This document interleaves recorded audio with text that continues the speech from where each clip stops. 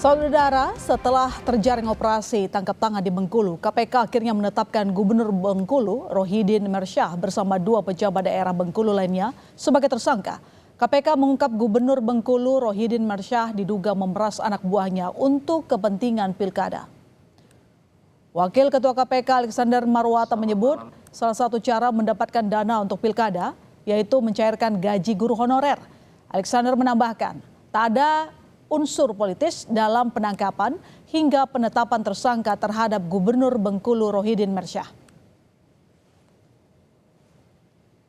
Saudara SD mengumpulkan uang sejumlah 2,9 miliar. Saudara SD juga diminta saudara RM untuk mencairkan honor PTT pegawai tidak tetap dan GTT guru tidak tetap seprovinsi Bengkulu sebelum tanggal 27 November tahun 2024. Jumlah honor per orang adalah 1 juta.